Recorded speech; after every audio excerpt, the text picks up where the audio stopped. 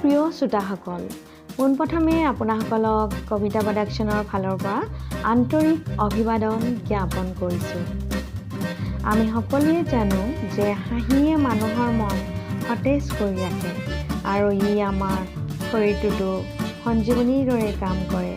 সেয়েহে আপোনালোকক হাঁহিৰ খোৰাক জগাবলৈ লৈ আহিছোঁ বাতিৰাম পুৰাণ।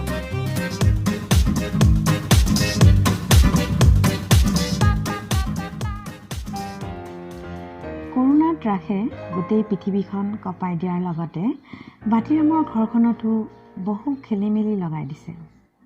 সহজ সৰলভাৱে পাৰ কৰা দিনবোৰ কিবা জটিল পাক লগা ধৰণৰ হ'ব ধৰিছে।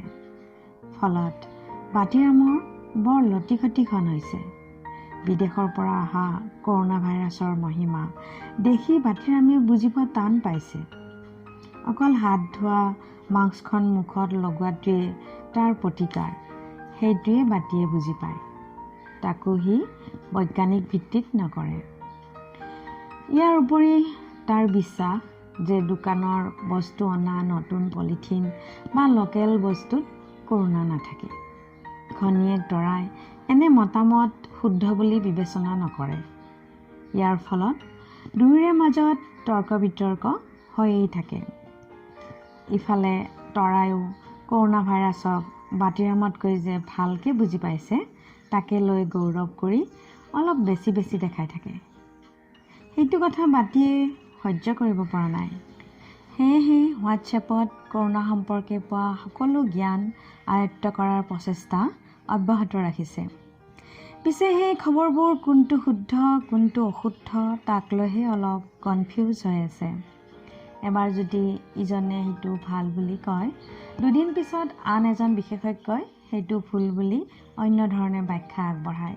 এইদৰে হোৱাটছএপ ইউনিভাৰ্চিটিৰ নানা ধৰণৰ খবৰবোৰে সহজ সৰল বাতিৰামক বৰ অসুবিধাত পেলাইছে। সেয়েহে বাতিৰামে বহু ভাবি গুণি সিদ্ধান্ত লৈছে যে তাৰ নিজৰ ধাৰণাটোকে সি মানি চলিব। ধাৰণাটো হৈছে নিজে যদি ভাল, সি অন্যকো ভালেই দেখিব।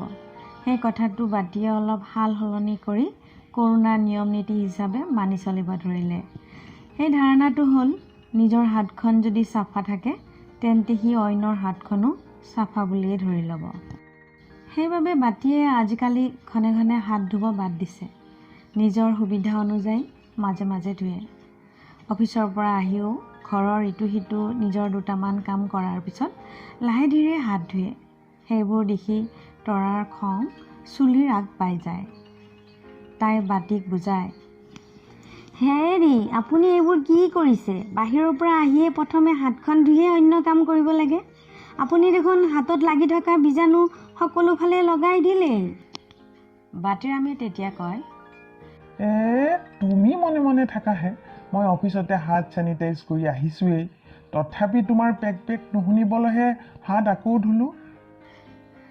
তৰাই বাতিৰ এনে অযুক্তিকৰ কথা শুনি মনে মনে থাকিব নোৱাৰি ক'লে, হে প্ৰভু, অফিচত হাত চেনিটাইজ কৰি ইমান দূৰ যে আহিলে, কত বস্তু দুৱাৰ গেট আদি চুলে, সেইবোৰ কথা আপুনি দেখোন চিন্তাই কৰা নাই। তেতিয়া বাতিয়ে হেকাহি মাৰি ক'লে, মই একো বস্তু চোৱা নাইহে, বহুত সাৱধানে আহিছোঁ। তেতিয়া তৰায়ো খং উঠি উত্তৰ দিয়ে, দেখি আছোঁ আপোনাৰ সাৱধানতা, নাকটো দেখোন মাস্কখনৰ বাহিৰলৈ ওলাইয়ে থাকে। কৰোণাক লৈ এনেধৰণৰ সঘনে হোৱা তৰ্ক বিতৰ্কত বাতিৰামৰ ঘৰত পূৰ্বৰ শান্তি বহুখিনি ভংগ হৈছে।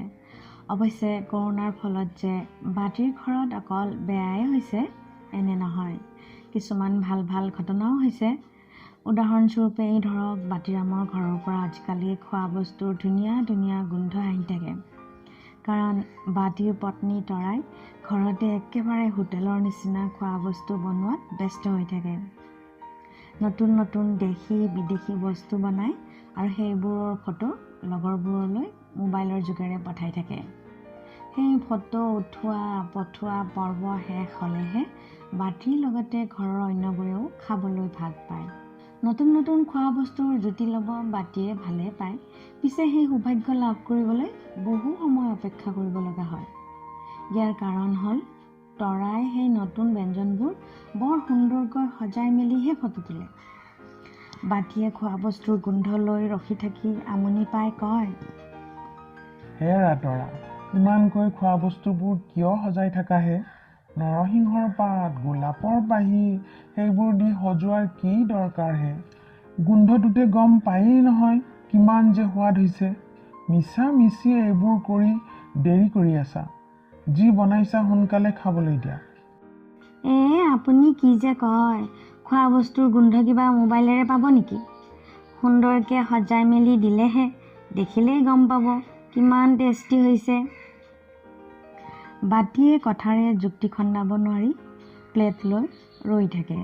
তথাপি এই কৰোণাৰ দিনত ঘৰৰ ভিতৰত থাকিলেই শান্তি পায়। বাহিৰলৈ ওলাই গ'লেহে চিন্তা বাঢ়ে। এদিনৰ কথা, বাটিয়ে খাই বৈ অফিচলৈ বুলি ওলাই গ'ল। এনেতে তৰাই বাৰাণ্ডাৰ পৰা দেখিলে যে বাটিয়ে কিছুদূৰ গৈ হঠাৎ নাক মুখ ঢাকি উধাটো খাই ঘৰলৈ উভতি আহিছে। তাই বৰ আচৰিত হ'ল। হঠাৎ এনে কি কথা হ'ল? ইফালে বাটি হেহাই সোপাই ঘৰ পাই ক'লে, বুজিছা, আজি কৰোণাই ধৰিলেই হয়। কোনোমতেহে বাচিলোঁ। মাস্ক নিপিন্ধাকিয়ে গৈছিলোঁ। মনত পৰিল বুলিহে। শুনিছোঁ আজিকালি ভাইৰাছটো বতাহতো থাকে। যেতিয়াই কথাটো মনত পৰিল, হাতেৰে নাক মুখ ঢাকি অক্সিজেন নোলোৱাকৈ একে উশাহতে ঘৰ সোমালোঁ। ভাল বাচিলোঁ দেই। ৰাতিপুৱা ৰামদেৱে শিকোৱা এই অনুলম বিলোলমবিলাক কৰি থাকোঁ বুলিহে উশাহ ইমান দেৰি নোলোৱাকৈ থাকিব পাৰিছোঁ। কিন্তু মোৰ মাস্কখন ক'ত? সদায়তো টেবুলতে থাকে। এনেতে তৰাই বাটিৰ ডিঙিত মাস্কখন দেখি খঙত ক'লে, হে হৰি, মাস্কখন দেখোন আপুনি পিন্ধিয়ে আছে। ডিঙিত হাত দি চাওকচোন। ডিঙিত পিন্ধিলে ক'ত বিচাৰি পাব? বাটিৰামে হাত দি মাস্কখন পাই লাজত মূৰ তল কৰিলে। বাটিৰ কাণ্ড দেখি তৰাই ভাবি নাপালে খঙে কৰিবনে বুজাব। তথাপি তাই ক'লে, আপুনি মাস্কখন কি বুলি ভাবে নাজানো দেই। সেইখন কিবা ডিঙিত পিন্ধা বস্তু নে? গোসাঁই ঘৰত লৈ যোৱা গামোচা নহয় নহয় যে বাছ গাত থাকিলেই হ'ল। অদ্ভুত ধাৰণা দেই আপোনাৰ। সুৰক্ষাৰ কথা চিন্তাই নকৰে। তৰাৰ কথাত বাটিয়ে সেইদিনা বৰ লাজ পালে। পিছলৈ যাতে মাস্কখন মুখত ঠিক ঠাইতে থাকে তালৈ চকু ৰাখিলে। পিছে সেই শৃংখলাবদ্ধতা বেছিদিন নাথাকিলে। বাটিয়ে এদিন কিবা এটা সকামত কিছু দূৰৰ মিত্ৰৰ ঘৰলৈ যাব লগা হ'ল। ঘনীয়েক তৰাই সকিয়নি দি থ'লে যে কেতিয়াও যাতে মাস্কখন নুখুলে। বাটিয়েও কথা দিলে। পিছে মিতিৰৰ ঘৰ পাই গম পালে যে কৰোণা ভাইৰাছ বোলে সেই ঠাইলৈ আহি পোৱাই নাই। সকলোৱে বিন্দাছ মাস্ক নোহোৱাকৈ ঘূৰি আছে। লগে লগে বাটিও মাস্কখন খুলি মুকলি বতাহ ল'ব ধৰিলে আৰু ইমানেই ফূৰ্তি পালে যে ঘনীয়েকলৈ ফোন কৰি কথাটো জনালে। বুজিছা তৰা, কৰোণা বেটাই মিতিৰৰ এই অঞ্চলটোত ভৰি দিব সাহসেই কৰিব পৰা নাই। ইয়াত হেনো মাস্ক দৰকাৰে নাই। বাটিৰামে ফোন কৰিয়ে ক্ষান্ত নাথাকি দুখনমান মাস্ক নিপিন্ধা ফটো হোৱাটছএপত পঠাই দিলে। আশা কৰিছিল তৰাই কমেণ্ট নিদিলেও অন্ততঃ লাইক কৰিবই। পিছে সিফালৰ পৰা একো প্ৰতিক্ৰিয়াই নাহিল। ইফালে আকৌ বাটিৰামৰ এই খন্তেকীয়া সুখে দীঘলীয়া দুখহে আনিলে। দুদিনমান মিতিৰৰ লগত ঘূৰি মেলি উভতি আহোঁতে লগত জ্বৰ আৰু কাহো লৈ আহিলে। তাকে দেখি তৰাই উপায়হীন হৈ অন্তৰ ডাঠ কৰি সকলোৰে মংগলৰ উদ্দেশ্যে ঘৰতে বাটিক কোৱাৰেণ্টাইনত ভৰাই দিলে। আজি 3 দিনেই হ'ল বাটি ঘৰৰ ভিতৰতে লগ হৈ আছে। ওচৰ চুবুৰীয়াই হেনো শুনিছে গধূলি গধূলি বাটিয়ে কৰোণাক ডাঙৰকৈ গালি শপনি পাৰি থাকে।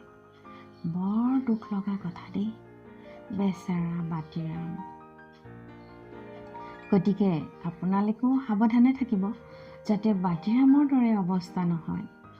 শেষত সকলোৰে শুভকামনাৰে আজিলৈ আহোঁ। আকৌ লগ পাম। নমস্কাৰ।